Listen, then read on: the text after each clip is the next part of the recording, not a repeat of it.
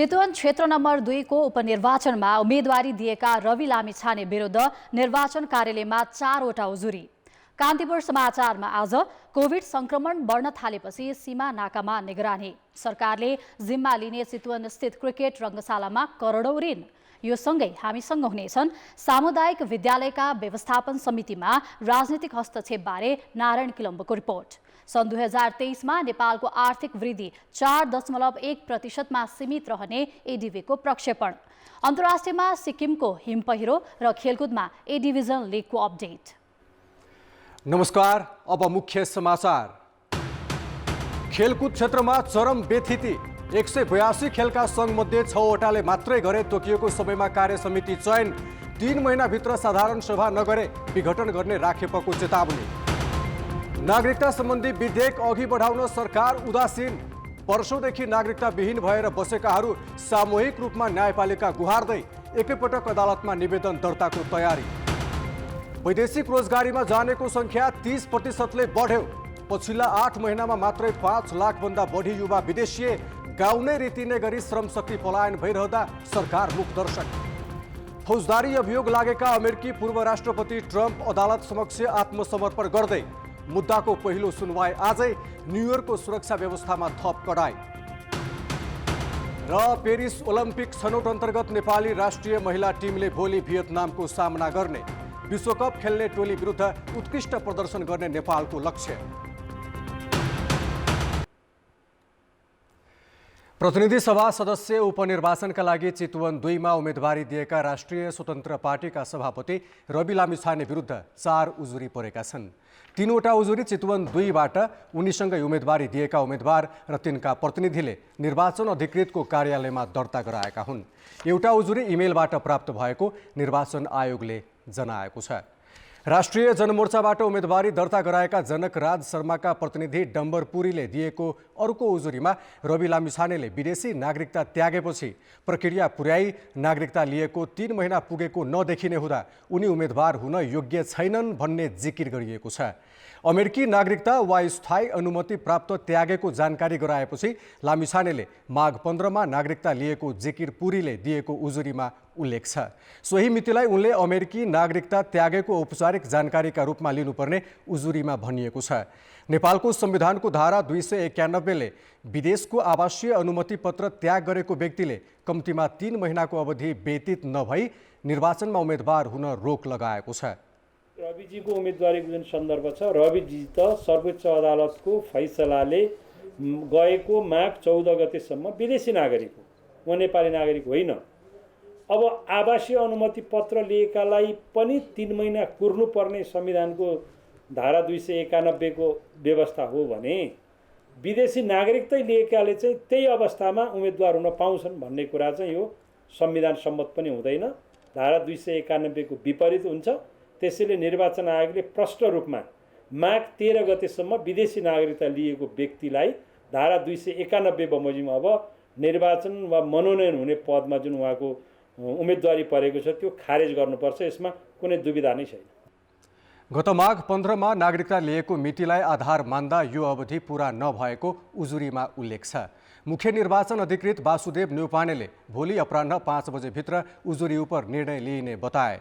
स्वतन्त्र उम्मेदवार सन्तोष थापा र अर्का स्वतन्त्र उम्मेदवार अम्बिका भट्टका प्रतिनिधि शिवहरि सुवेदीले मुख्य निर्वाचन अधिकृतको कार्यालयमा उजुरी दर्ता गराएका हुन् भने युवराज पौडेल इमेलबाट उजुरी गरेका हुन्। वैशाख 10 मा हुने उपनिर्वाचनका लागि चितवन 2 मा दलबाट 12 र स्वतन्त्र 12 गरी 24 जनाको उम्मेदवारी दर्ता भएको छ। अन्य उम्मेदवार विरुद्ध भने कुनै उजुरी परेको छैन। मध्य प्रदेश सरकारबाट नेकपा एमाले बाहिरिएको छ। एमालेका 4 मन्त्री र 1 राज्य मन्त्रीले आज मुख्यमन्त्री सरोज कुमार यादवलाई राजीनामा बुझाएका छन्। मुख्यमन्त्री यादवले आग्रह गरेपछि उनीहरूले आज पदबाट राजीनामा दिएका हुन्। मन्त्रीहरूको राजीनामासँगै एमालेले मध्य प्रदेश सरकारलाई दिएको समर्थन पनि फिर्ता लिएको छ। आजै बसेको एमाले मध्य प्रदेश संसदीय दलको बैठकले मन्त्रीहरूलाई सरकारबाट फिर्ता बोलाउने निर्णय गरेको थियो। एमालेबाट सरकारमा सहभागी भौतिक पूर्वाधार विकास मन्त्री सरोज कुमार यादव, महिला बालबालिका मन्त्री मोहम्मद जयद आलम, गृह तथा सञ्चार मन्त्री शत्रुघ्न प्रसाद सिंह, कानुन मन्त्री राजकुमार लेखी र गृह तथा सञ्चार राज्य मन्त्री केशव रायले राजीनामा दिएका हुन्। एमालेका मन्त्री बाहिरिएसँगै मुख्यमन्त्री यादवले ती मन्त्रालयमा काङ्ग्रेस, लोसपा र नेकपा एकीकृत समाजवादीलाई ल्याउने तयारी गरेका छन्। मध्य प्रदेश सरकारबाट जनमत पार्टीका मन्त्रीलाई पनि हटाउने तयारी भइरहेको जनाइएको छ। निर्वाचन सम्पन्न भएको झन्डै 11 महिनापछि उच्च अदालत पोखराले पोखरा महानगरपालिकाको वडा नम्बर 18 को पुनः मतगणना गर्न आदेश दिएको छ। गत वैशाख 30 गते सम्पन्न निर्वाचनमा वडा अध्यक्ष पदको मत पुनः गन्नुपर्ने माग राखी नेकपा एमालेका उम्मेद्वार पुष्कल थापाले दिएको उजुरीको पक्षमा अदालतले मङ्गलबार आदेश दिएको हो। अदालतका कायम मुकायम मुख्य न्यायाधीश दिल्ली राज आचार्य र न्यायाधीश ऋषिराज भण्डारीको संयुक्त इजलासले आगामी वैशाख 20 गते पुनः मतगणना गर्न आदेश दिएको छ। उक्त वडामा नेपाली काङ्ग्रेसका शिवप्रसाद तिमिल सिन्हाले थापालाई 3 मतले पराजित गरेको अन्तिम मत परिणाम सार्वजनिक भएको थियो। खसेको मतभन्दा 9 मत कम गणना भएको र उक्त मत आफ्नो भएको भन्दै एमालेले गणना कार्यमा अवरोध गरे पनि पछि घोषित परिणामलाई स्वीकारेको थियो। तर उम्मेद्वार थापाले गत जेठ 18 गते अदालतमा उजुरी गरेका थिए। राष्ट्रिय खेलकुद विकास ऐन अनुसार प्रत्येक खेल सङ्घले 4 वर्षमा अनिवार्य निर्वाचन गर्नुपर्छ।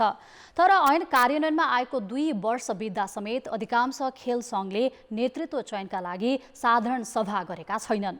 राष्ट्रिय खेलकुद परिषदमा अहिले 182 वटा खेल सङ्घ दर्ता छन्। तीमध्ये 6 वटा सङ्घको मात्र नयाँ कार्य समिति चयन भएको छ। पटक पटक निर्वाचन गर्न निर्देशन दिए पनि अटेर गरेको बताएको परिषदले असार मसान्तभित्र साधारण सभा गर्न पत्र काटेको छ। समयमै निर्वाचन नगर्ने सङ्घलाई अब भने विघटन गर्ने परिषदको योजना छ। खेलकुदको आधारभूत सिद्धान्त नै अनुशासन, गतिशीलता र सुशासन हो। तर यही सिद्धान्त नै नेपाली सङ्घहरूले नमानेपछि नेपाली खेलकुद कुन दिशामा जाँदैछ प्रष्ट हुन्छ। खेलकुद परिषदमा दर्ता भएका 182 सङ्घमध्ये करिब 45 सङ्घ मात्र सक्रिय छन्। केही आंशिक गतिविधि सञ्चालन गर्छन्। करिब 100 सङ्घ त पूर्ण रूपमा निष्क्रिय नै छन्। Football, volleyball, cricket, karate, taekwondo, judo, उसु, पौडी लगायत 23 खेललाई परिषदले राष्ट्रिय खेलकुदको प्रशिक्षणका लागि छनौट गरेको छ। तर यिनै मध्येका फुटबल, भलिबल, कराते, उसु, बुद्धिचाल र रग्बी गरी 6 वटा सङ्घले मात्र नयाँ ऐन अनुसार साधारण सभा गरेर नयाँ कार्य समिति चयन गरेका छन्। Badminton, gymnastic, athletics, basketball, hockey, kabaddi र सुटिङ जस्ता सक्रिय सङ्घले समेत साधारण सभा नगरेको 3 वर्षभन्दा बढी भइसकेको छ। क्रिकेट र भारोत्तोलन सङ्घको कार्य अवधि अझै बाँकी छ। वर्षमा एउटा प्रतियोगिता पनि नगर्ने, विवादित र निर्वाचन गर्न नसक्ने सङ्घलाई असाढ मसान्तपछि खारेज नै गर्ने वा मर्ज गर्ने गृह कार्यमा परिषद जुटेको छ। असाढ मसान्तभित्रमा निर्वाचन हुन बाँकी प्रत्येक सङ्घले गर्नुपर्नेछ। यदि निर्वाचन गर्नु भएन भने स्वत श्रावण नयाँ आर्थिक वर्षदेखि सङ्घहरूको नवीकरण वा लगत कायम रहने छैन। चीनमा यसै वर्ष एसियाली खेलकुद प्रतियोगिता हुँदैछ। त्यसका लागि नेपालबाट 30 खेल छनौट भएका छन्। सङ्घ नियम अनुसार नचल्दा त्यसको प्रत्यक्ष असर भने खेलाडीमा परेको छ। कुनै एक्सनमा गयो भने अब खेलाडी त वञ्चित हुने भयो। एउटा अफिसियल गेमहरू जाने भनौँ, अब अफिसियल प्रोसेस नगरिदिँदाखेरि प्रत्यक्ष हाम्रो खेलाडीलाई पर्ने हो। खेलेर खाने जुन खालको अधिकार छ त्यो चाहिँ नि सुनिश्चित हुनुपर्छ भन्ने हिसाबले चाहिँ नि खेल सङ्घहरू अगाडि बढ्नुपर्छ। छिटोभन्दा छिटो नै यसलाई चाहिँ नि हामीले चाहिँ नि गर्नुपर्छ। किन भन्दाखेरि इन्टरनेसनल गेमहरू, एसियन गेम लगाए चाहिँ अन्य खेलहरू चाहिँ अगाडि आइसकेको छ। देशमा गणतन्त्र आएपछि खेलकुद लगायत सबै क्षेत्रको संरचना परिवर्तन भएको छ। त्यसै अनुरूप खेलकुदमा पनि पुराना ऐनलाई संशोधन गरी नयाँ ऐन 2077 ल्याइएको हो। ऐन अनुसार नियमावली पनि परिवर्तन भइसकेको छ। नयाँ ऐन र नियमावली अनुसार सङ्घले प्रादेशिक संरचना अनुसार साधारण सभा गर्नुपर्ने हुन्छ। तर खेल सङ्घका जिम्मेवार पदाधिकारीहरू ऐन र नियमावलीको कुनै परवाह नै नगरी गैर जिम्मेवार भएर बसेका छन्। केही बाध्यताहरू होलान्, केही होला, कोरोना भन्ला, के भन्ला, कुन खेलकुदको के भन्ला, त्यो आफ्नो ठाउँमा छ। त्यसलाई कतिसम्म सफ्ट गर्नले हेर्ने भन्ने कुरा मात्रै हो। तर साधारण सभा नगर्ने सङ्घलाई चाहिँ कारवाही गरेर चाहिँ खारेजी गर्नुपर्छ भन्ने मेरो मान्यता हो। नेपाली खेलकुद सङ्घका पदाधिकारी प्राय कुनै न कुनै राजनीतिक पार्टीसँग आबद्ध हुन्छन्। त्यस्ता पदाधिकारीले खेल र खेलाडीको विकास भन्दा पनि व्यक्तिगत स्वार्थ र वैदेशिक भ्रमणलाई मात्र प्राथमिकता दिएको पाइन्छ। नयाँ ऐन र नियमावली आएपछि खेल सङ्घहरूलाई जिल्ला प्रदेश हुँदै केन्द्रसम्मको अधिवेशन गर्दा नेतृत्वबाट हट्नुपर्ने देखेपछि उनीहरू साधारण सभा नगरी पन्छिने गरेका छन्। तर राखेपले दिएको असार मसान्तसम्मको अल्टिमेटमबाट उम्केर खेल र खेलाडीको भविष्य बिगार्ने छुट भने अब कसैलाई छैन। कान्तिपुर समाचारका लागि क्यामेरामा हेमकुमार प्रसाई र रूपक कोइरालाका साथ प्रदीप लेखी, काठमाडौँ। धुर्मुस सुन्तली फाउन्डेसनले 4 वर्ष अघि निर्माण सुरु गरेर अधुरै छाडेको चितवन स्थित क्रिकेट रङ्गशालाको ऋण सङ्घीय सरकारले सकार्ने भएको छ। 39% मात्र काम सकिएको भनिएको रङ्गशालाको बाँकी काम सरकारले आफैले गर्ने भएको छ। आखिर कति छ त रङ्गशाला बनाउँदा धुर्मुस सुन्तली फाउन्डेसनलाई लागेको ऋण? हास्य कलाकार सीताराम कटेल धुर्मुस र कुञ्जना घिमिरे सुन्तलीले धुर्मुस सुन्तली फाउन्डेसन मार्फत 2075 माघ 16 गते तत्कालीन प्रधानमन्त्री केपी शर्मा ओली र हालका प्रधानमन्त्री पुष्पकमल दाहाल, अन्य मन्त्री, सांसद र खेलाडीको उपस्थितिमा क्रिकेट रङ्गशाला निर्माण परियोजना घोषणा गरेका थिए। 2076 मङ्सिर 1बाट नक्साङ्कन गरेर 2077 साउन 1 गते जग ढलान सुरु गरिएको रङ्गशालाको काम 2078 साउन 22 गतेदेखि बन्द भयो। अहिले रङ्गशाला निर्माण स्थलमा घाँस फैलिएको छ भने निर्माण सामग्रीमा खिया लागेको छ। 2078 पुस 2 गते धुर्मुस सुन्तली फाउन्डेसनले भरतपुर नगरपालिकालाई स्वामित्व हस्तान्तरणका लागि पत्र पठाएको थियो। माघ 20 गते फाउन्डेसनले महानगरपालिकालाई रङ्गशाला जिम्मा लिन मन्जुरीनामा समेत दिएको थियो। तर भरतपुर महानगरपालिका सङ्घीय सरकारले नै बनाउनु पर्ने भन्दै पन्छियो। धुर्मुस सुन्तली फाउन्डेसनले बनाउँछु भनेर अगाडि बढ्नुभयो, सक्नु भएन। अब त्यो त्यतिकै अलपत्र पर्यो। राज्य त अभिभावक हो नि त, सबैलाई न्याय दिनुपर्छ। अब राज्य वास्तविक हिसाबले भन्नुपर्दाखेरि राज्य भएको अनुभूति हामीलाई भएको छ। यो अलपत्र परेको काम अगाडि बढ्दैछ, धेरै नै खुसी लागेको छ। रङ्गशाला निर्माणमा 3 अर्ब 55 करोड रुपैयाँ लाग्ने प्रारम्भिक अनुमान थियो।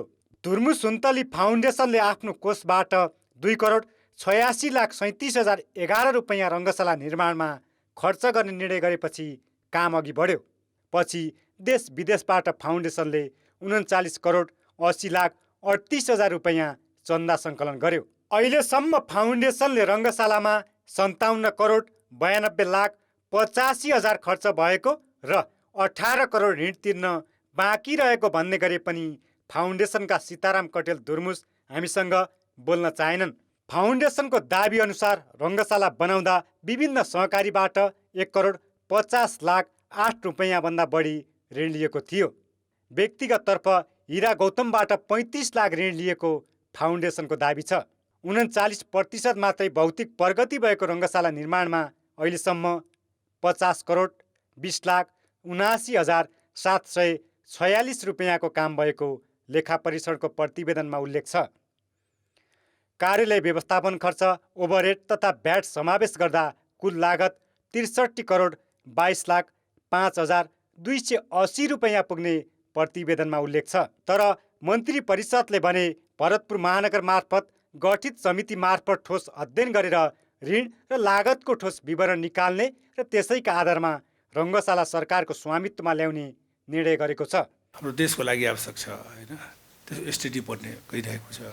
धेरै लागत लागिसकेको र अहिले त्यहाँ केही पैसाहरू उधारो भएको कारणले सरकारले अहिले नगरपालिकाको माध्यमबाट त्यो पैसा दिने कुरा गरेको छ।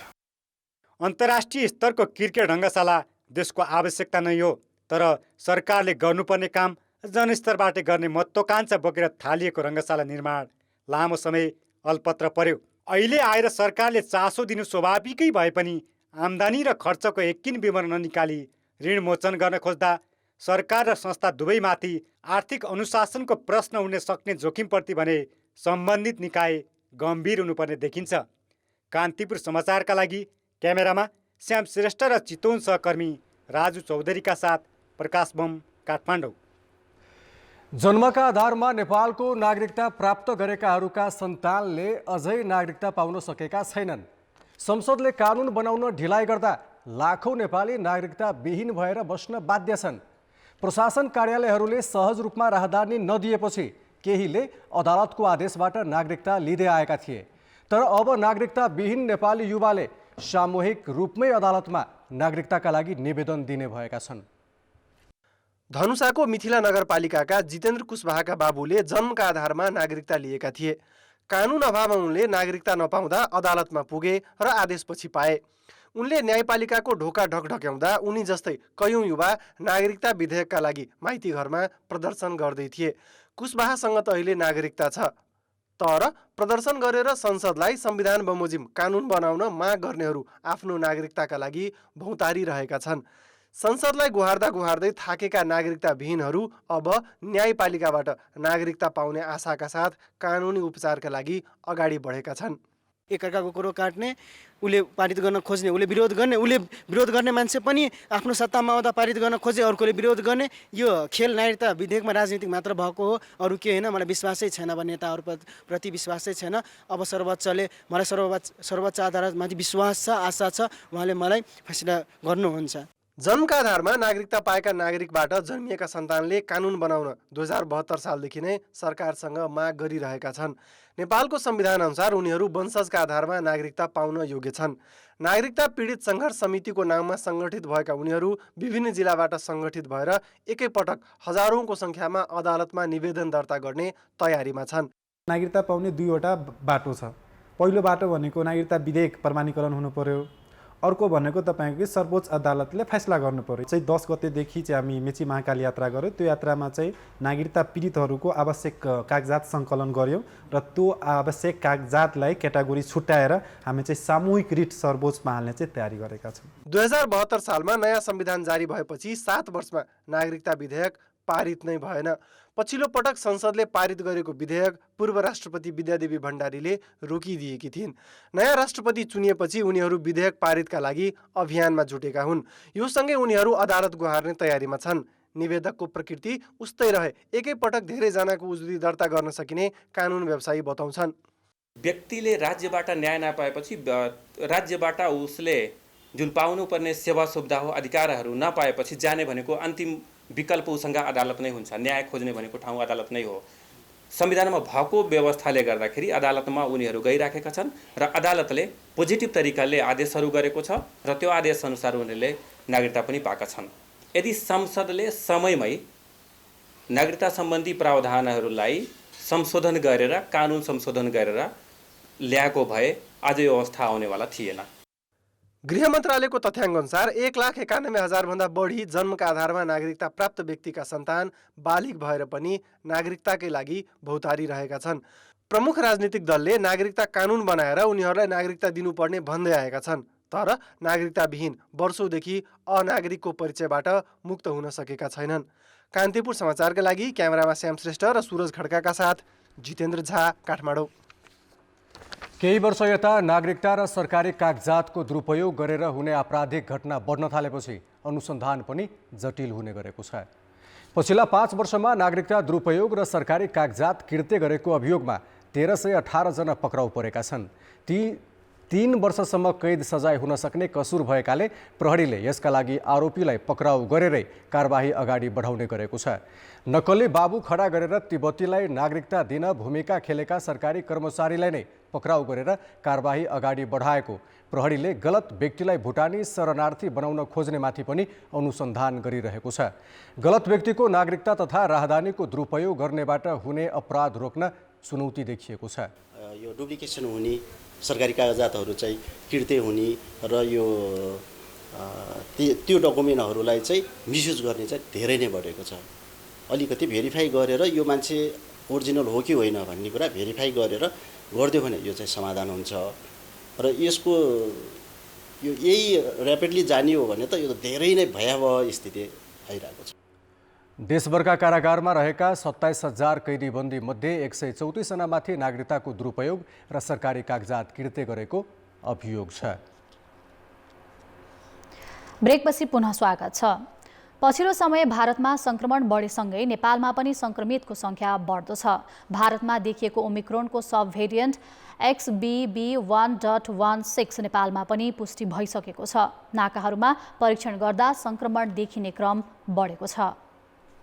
सरकारका अनुसार पश्चिम नेपालसँग सीमा जोडिएका नाकामा संक्रमण बढी देखिएको छ। नाकाहरूमा शंका लागेकाहरूको परीक्षण गर्दा संक्रमण पुष्टि भइरहेको छ। 2-4 दिन अगाडिदेखिबाट चाहिँ अहिले चाहिँ यसको अन्तको रेन्जमा चाहिँ यहाँ धेरै बढेको छ। केही दिन यता केसहरू देखिने क्रम चाहिँ देखिएको छ, संक्रमितहरू बढेका छन्। हामीले शंकास्पदहरूलाई चाहिँ एन्टिजेन जाँच गर्ने व्यवस्था गरेका छौँ।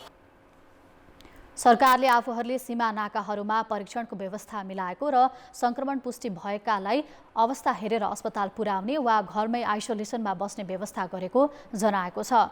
प्रदेशका स्वास्थ्यका निकायहरूसँग पनि निरन्तर छलफलमा रहेको र थप फैलन नदिनका लागि व्यवस्था मिलाएको सरकारको दाबी छ।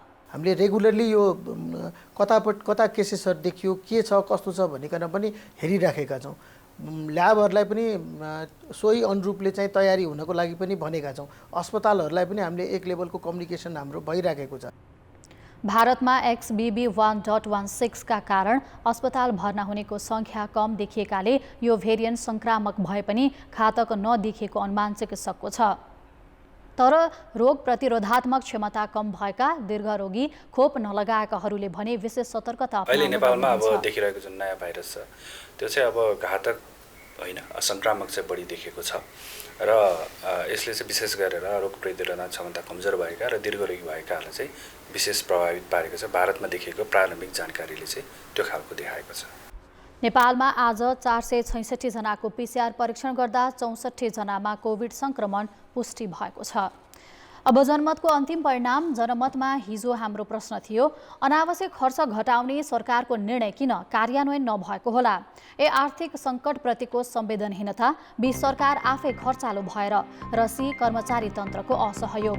जनमतको अन्तिम परिणाम यस्तो छ, आर्थिक सङ्कटप्रतिको संवेदनहीनतामा 20%, बी सरकार आफै खर्चालो भएरमा 50% र सी कर्मचारी तन्त्रको असहयोगमा 30% मत प्राप्त भएको छ। अब आजको प्रश्न। जनमत। कोभिड संक्रमण फैलिन नदिन के गर्नु पर्ला? ए सबैबाट मापदण्डको पालना, बी खोपको सहज पहुँच, र सी चुस्त दुरुस्त स्वास्थ्य सेवा। जनमतको अन्तिम परिणाम भोलि साँझ 8 बजेको कान्तिपुर समाचारमा प्रसारण गर्नेछौँ। कृपया NEWS न्युज स्पेस AB वा सी टाइप गरी 34001मा SMS गरी आफ्नो मत व्यक्त गर्नुहोला। मिटर ब्याज पीडितको एउटा समूहसँग सरकारले सहमति गरेको 4 दिन नबित्दै अर्को समूहले आन्दोलन सुरु गरेको छ। सरकार र पीडित पक्षबीच शनिबार भएको 5 बुँदे सहमति झुटो भएको भन्दै हिजो काठमाडौँ आइपुगेको अर्को समूहले शान्ति बाटिकामा धरना दिएको छ। सरकारले गत असोजमै गरेको सहमति कार्यान्वयन गर्नुपर्नेमा फेरि अर्को सहमति गरेर पीडितलाई झन अन्याय गरेको उनीहरूको आरोप छ।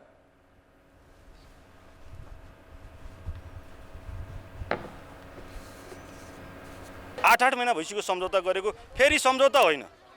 हामीलाई अब निर्णय चाहियो। सरकारले कति छिटो न्याय प्रणाली बनाउँछ। सबभन्दा पहिलो कुरो त न्याय प्रणाली एकदम तयार हुनु पर्यो। दोस्रो, यी जुन मुद्दाहरू, जुन पीडकहरूले जुन मुद्दा हाल्दैछ, महाजनहरूले जुन मुद्दा हाल्दैछ, यो मुद्दा दर्ता प्रक्रिया मन्त्री परिषदबाट पास गरेर हुन्छ, कसरी हुन्छ, अदालतलाई त्यो किसिमको एउटा निर्देशन दिनु पर्यो। जनताको भुल भुलैयामा त्यो 5 बुँदे सहमति त्यो गर्नुभएछ, तर जनताको ठोस निर्णय दिनुभएको छैन हजुर। सरकारले भने मिटर ब्याज पीडितको समस्या समाधान गर्न आयोग गठन गरिसकेकाले आन्दोलन नगर्न आग्रह गरेको छ। यो काठमाडौँमा दुःख पाएर बस्ने होइन, उहाँहरू आफ्ना ठाउँमा फर्किनुपर्छ। सरकारले तत्काल यो समस्याको समाधानका निम्ति जाँच आयोग गठन गरेको छ र यो आयोगबाट सरकारले सदाका निम्ति समस्या समाधान गर्ने गरेर अगाडि बढ्छ। काठमाडौँ आएका मिटर ब्याज पीडितहरूले यसअघि सरकारसँग राजनीतिक स्वार्थका लागि सहमति गरेको आरोप लगाएका छन्।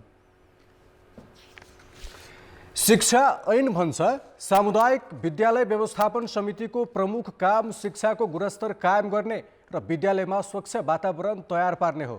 तर राजनीतिक दल र स्थानीय तहको हस्तक्षेपकारी भूमिकाका कारण विद्यालय शिक्षाको गुणस्तर र शिक्षण सिकाइ झन कमजोर हुँदै गएका छन्। देशभरका 28,000 सामुदायिक विद्यालय मध्ये अधिकांशमा व्यवस्थापकीय पक्ष कमजोर छ।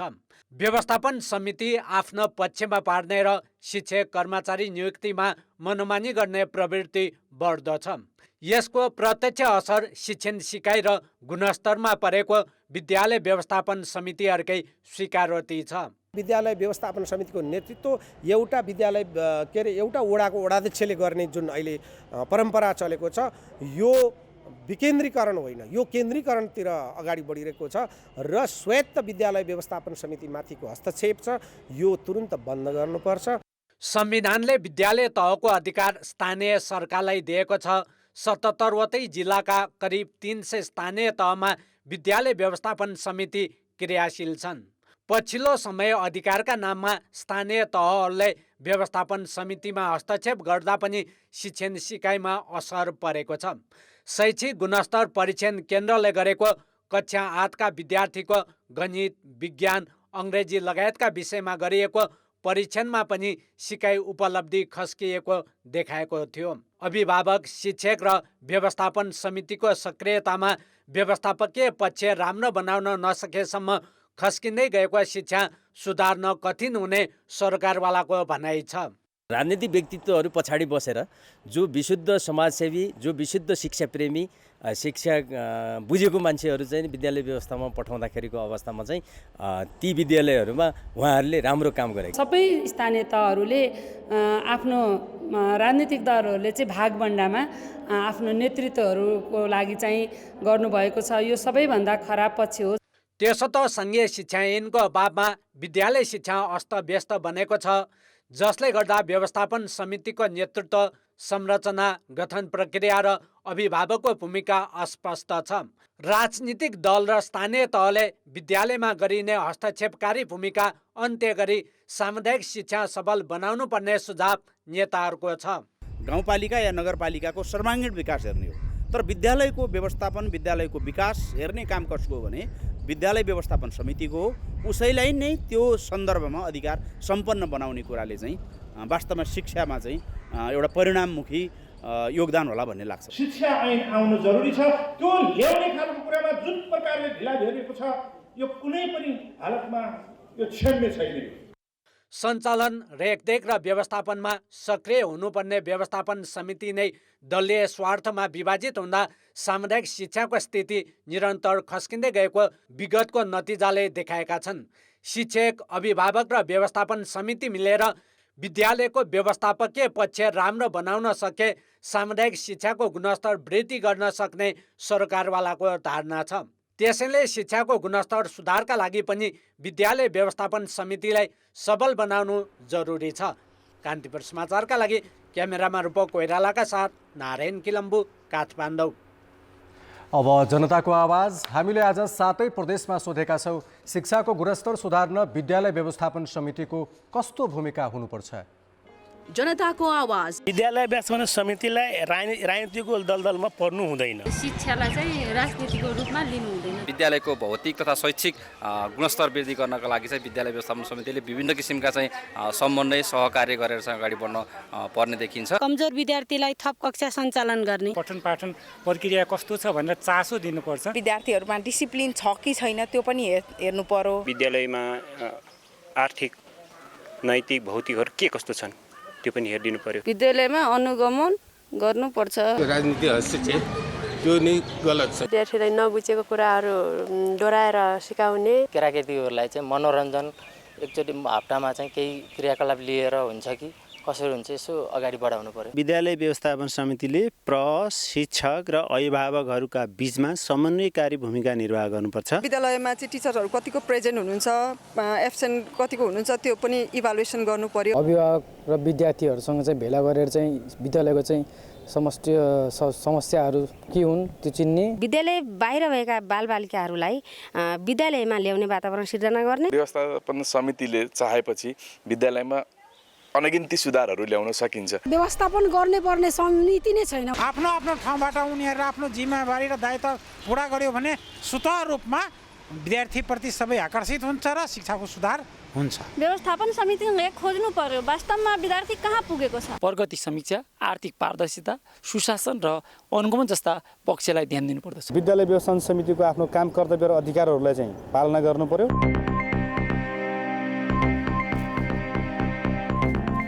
अर्थ र विकास। एसियाली विकास ब्याङ्कले सन् 2023मा नेपालको आर्थिक वृद्धि दर 4.1% हुने प्रक्षेपण गरेको छ।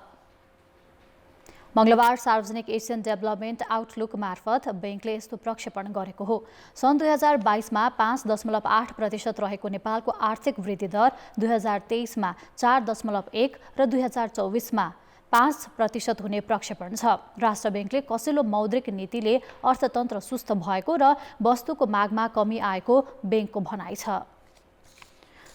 उत्पादनशील क्षेत्रमा रोजगारीका अवसर सृजना नहुँदा नेपालको श्रम शक्ति विदेशिने क्रम बढ्दो छ। पछिल्ला 8 महिनामा मात्रै वैदेशिक रोजगारीका लागि 5,11,000 भन्दा बढी युवा विदेशिएको वैदेशिक रोजगार विभागको तथ्याङ्क छ, जुन गत वर्षको तुलनामा 30%ले बढी हो।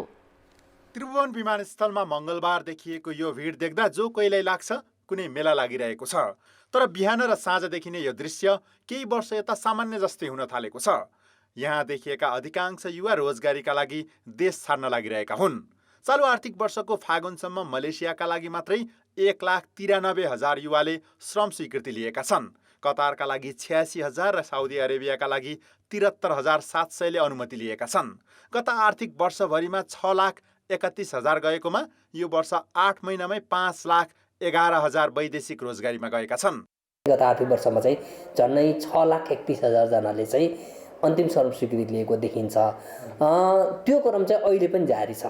अहिले पनि दिनको 2,200 श्रमिकहरू चाहिँ वैदेशिक रोजगारीमा गएको देखिन्छ र हालसम्मको डाटा हेर्दाखेरि चाहिँ झन्डै 5,11,000 भन्दा बढीले चाहिँ अन्तिम श्रम स्वीकृति लिएको देखिन्छ। त्यो हुनाले यो क्रम अहिलेसम्म चाहिँ बढ्दो क्रममै हो भन्ने बुझ्नुपर्ने हुन्छ।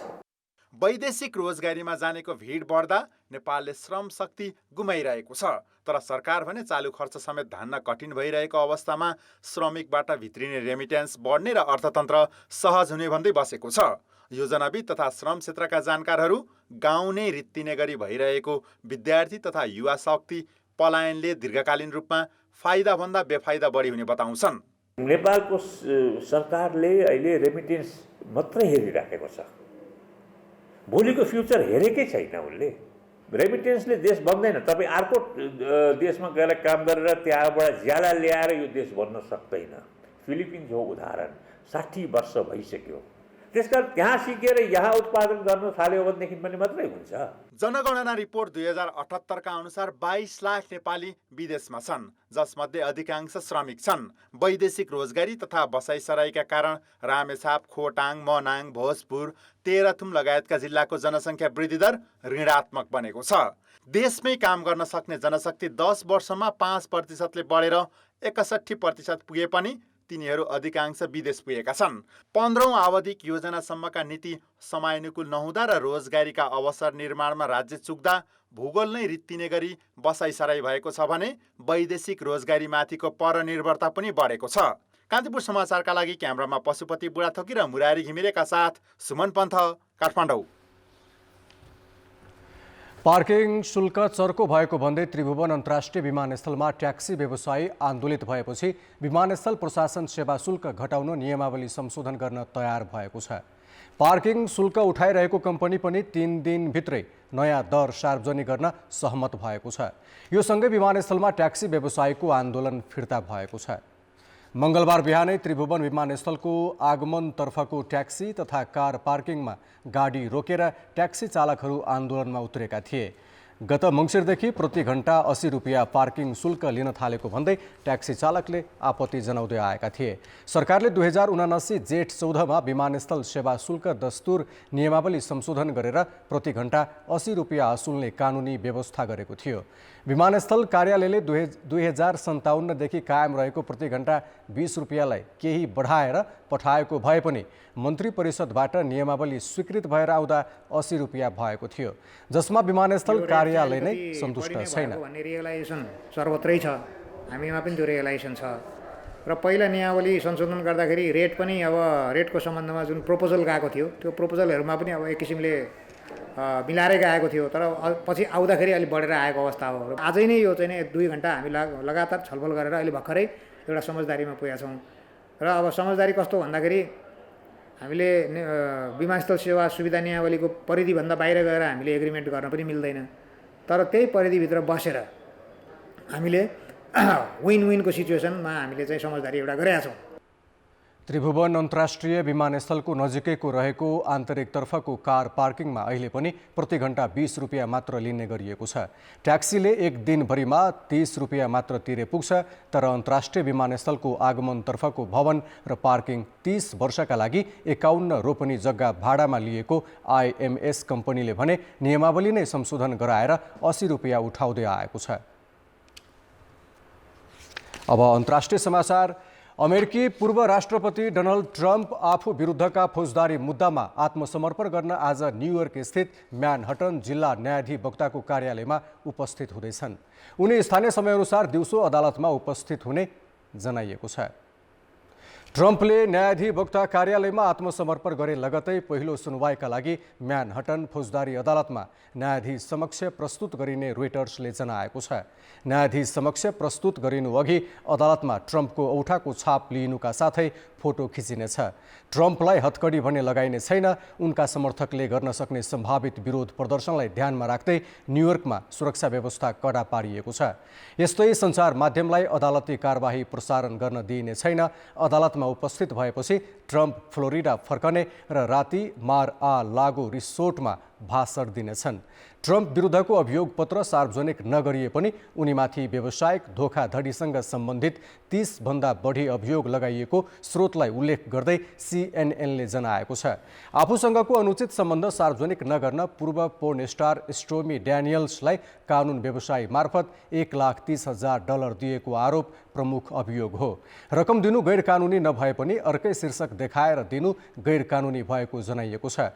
आगामी वर्ष हुने राष्ट्रपतीय निर्वाचनमा पुनः प्रतिस्पर्धा गर्ने घोषणा गरिसकेका 76 वर्षीय ट्रम्प फौजदारी अभियोग लगाइने पहिलो अमेरिकी पूर्व राष्ट्रपति हुन्। ट्रम्पले आफू विरुद्धका आरोप असत्य भएको भन्दै यसलाई राजनीतिक उत्पीडन र निर्वाचनमा गरिएको इतिहासकै उच्चतम हस्तक्षेप भनेका छन्। सिक्किमको नाथुला पास नजिकै हिम पहिरो जाँदा 6 जनाको मृत्यु भएको छ। गान्तोकबाट नाथुला पास जाने जवाहरलाल नेहरू राजमार्गको सोङमोमा मध्याह्न 12:15 बजे हिम पहिरो गएको हो। भारतीय सञ्चार माध्यमका अनुसार हिम पहिरो जाँदा उक्त क्षेत्रमा 150 जना पर्यटक थिए। प्रभावित क्षेत्रमा नाथुलातर्फ गइरहेका कम्तीमा 6 वटा गाडी र 30 यात्रु फँसेको सेनाले जनाएको छ। 14 जनालाई उद्धार गरी सेनाको उपचार केन्द्रमा लगिएको थियो। गान्तोकबाट नाथुला पास 55 किलोमिटरको दूरीमा छ। अब बाँकी समाचार। सिद्धार्थ गौतमको मामा घर भएकाले बुद्ध मावली भनेर चिनिन्छ रूपन्देहीको देवदहलाई। पछिल्लो समय यसलाई बुद्ध सहरका रूपमा विकास गर्न ठाउँ ठाउँमा बुद्धका प्रतिमा र बुद्ध चरित्रका आकृति बनाइएको छ। यति मात्र होइन, यस क्षेत्रमा सडक सञ्जाल विस्तार, पुरातात्विक क्षेत्र संरक्षण, पूर्वाधार निर्माण लगायतका काम धमाधम भइरहेका छन्। बुद्ध मावली देवदह पछिल्लो समय बुद्धमय बन्दै गएको छ। यहाँका सडक, चोक र पार्कहरूलाई सिगारेर आकर्षक र बुद्धमय बनाउन बुद्धका विभिन्न मूर्ति कुदिएका छन्। देवदहका पार्कहरूमा सिद्धार्थ गौतमका बाल्यकालका केही घटनाक्रमको स्मरण हुने सामग्री सहित पिपलको पात, कमलको फूलसम्मका आकृति कुदिएको छ। बुद्ध सम्बन्धी जीवनीहरू र लुम्बिनीमा आएका पर्यटकहरू देवदहमा आउन् र त्यहाँ देवदहमा बुद्ध सम्बन्धी जीवनीहरू प्रचार प्रसारहरू त्यहाँको अध्ययन गर्न पाउन् भनेर हामीले त्यसरी गर्दा देवदहमा भवानीपुर, पाकरी वृक्ष, कन्यामाई, बैरीमाई, खैरडाँडा, माथागढी, प्राचीन रोहिणी नदी, देवी दमार, कुवारवर्ती लगायत बौद्ध क्षेत्र छन्। तिनमा कतै मूर्तिकला त कतै काष्ठकलामा बुद्धले ज्ञान पाउँदादेखि ज्ञान बाँड्दासम्मका सिलसिला उतारिएको छ। देवदहदेखि माथागढी जाने जुन सिँढी मार्ग छ, माथागढी पुगिसकेपछि त्यो माथागढी मन्दिर र त्यसको सेरफरमा रहेका ती ऐतिहासिक पृष्ठभूमि रहेका ती स्थानहरूलाई समेत एकीकृत रूपमा विकास गर्ने गरी हामीले लक्ष्य लिएर अगाडि बढिरहेका छौँ। पछिल्लो समयमा बुद्ध माओली क्षेत्र देवदहको प्रचार गरी पर्यटन प्रवर्धन गर्न सडक सञ्जाल विस्तार, पुरातात्विक क्षेत्र संरक्षण, पूर्वाधार निर्माण लगायतका काम समेत भइरहेका छन्। यसले देवदहलाई नयाँ आकर्षक पर्यटकीय गन्तव्य बनाउन मद्दत पुगेको छ। कान्तिपुर समाचारका लागि क्यामेरामा स्वस्तिक श्रेष्ठका साथ अमृता अनमोल, देवदह, रूपन्देही। खेलकुद समाचार। कान्तिपुर खेलकुद समाचारमा स्वागत छ। पेरिस ओलम्पिक छनौट अन्तर्गत पहिलो चरणको खेलमा नेपालले भोलि भियतनामसँग प्रतिस्पर्धा गर्दैछ। नेपाली राष्ट्रिय महिला टिमका मुख्य प्रशिक्षक अनन्त थापाले बलियो प्रतिद्वन्दी भियतनामलाई कडा चुनौती दिने बताएका छन्।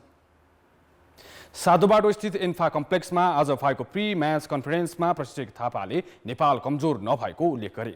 अफगानिस्तान र प्यालेस्टाइन नआएपछि यो समूहमा 2 टिम मात्र छन्। कप्तान एन्जेला तुम्बापो सुब्बाले आफूहरूको लक्ष्य जित भएको बताइन्।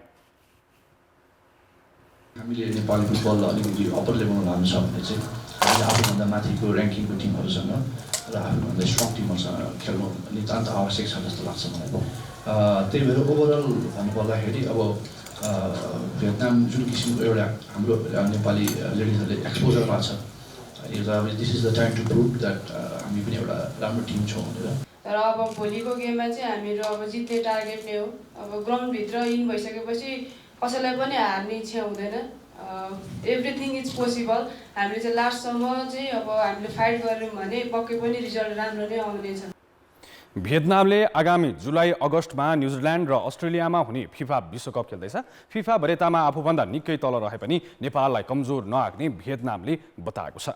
वरियतामा भियतनाम 33औं स्थानमा छ भने नेपाल 100औं स्थानमा छ। प्रशिक्षक माइ डुक चुङले फरवार्ड साबिद्रा भण्डारी मुख्य चुनौती हुने बताएका छन्। पोर्चुगलमा व्यावसायिक फुटबल खेलिरहेकी कप्तान हुइङ निङले नेपालबारे सचेत रहेको प्रतिक्रिया दिएकी छिन्।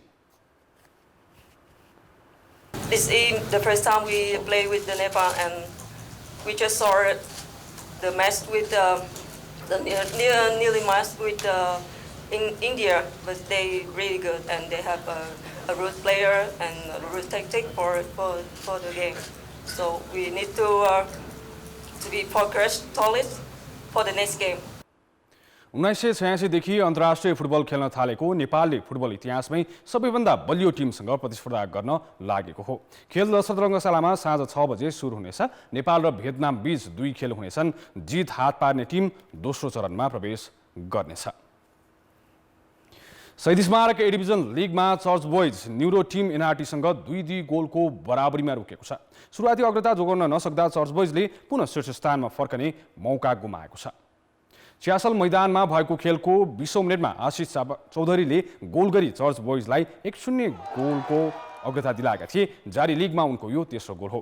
63औं मिनेटमा अनन्त तामाङले फ्रीकिक मार्फत उत्कृष्ट गोल गरी चर्च बोइजको अग्रता दोब्बर बनाए। अनन्तले करिब 35 यार्ड परबाट गरेको प्रहार उत्कृष्ट गोलमा परिणत भएको थियो। तर यो अग्रतालाई चर्च बोइजले अन्तिम समयसम्म टिकाउन सकेन।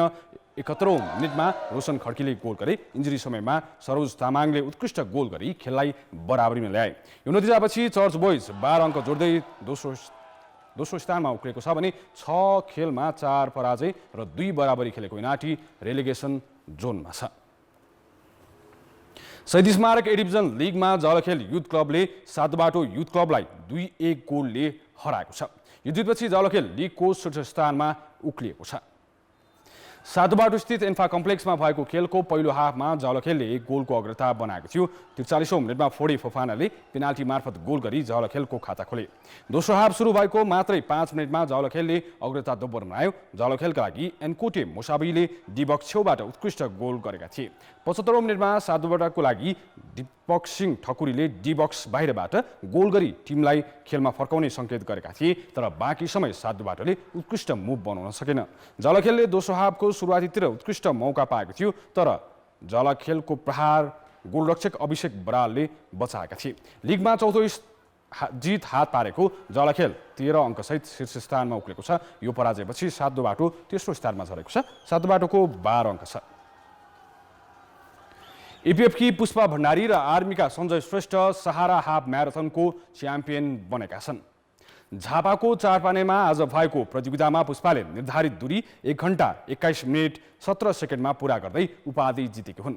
नेपाल पुलिस क्लबकी रेखा विष्ट दोस्रो भइन्। उनले निर्धारित दूरी 1 घण्टा 24 मिनट 34 सेकेन्डमा पुरा गरेकी थिइन्। पुलिसकै सुमित्रा चौधरी तेस्रो भइन्। यस्तै पुरुषतर्फ सञ्जय श्रेष्ठ 1 घण्टा 6 मिनट 22 सेकेन्डमा दौडिएर पहिलो भए। दोस्रो बनेका केनियाका सिमोन किप्लागातोले 1 घण्टा 7 मिनट 17 सेकेन्डमा निर्धारित दूरी पुरा गरे। आर्मीका मोहन जोशी तेस्रो भए। दुवै विधाका विजेता पुष्पा र सञ्जयले 51,000 तथा दोस्रो र तेस्रो हुनेले क्रमशः 31 र 21,000 पुरस्कार प्राप्त गरे। प्रतियोगितामा नेपालसहित विभिन्न देशका 534 धावक सहभागी थिए। कान्तिपुर खेलकुद समाचारहरूलाई यति नै। अब मौसम सम्बन्धी जानकारी।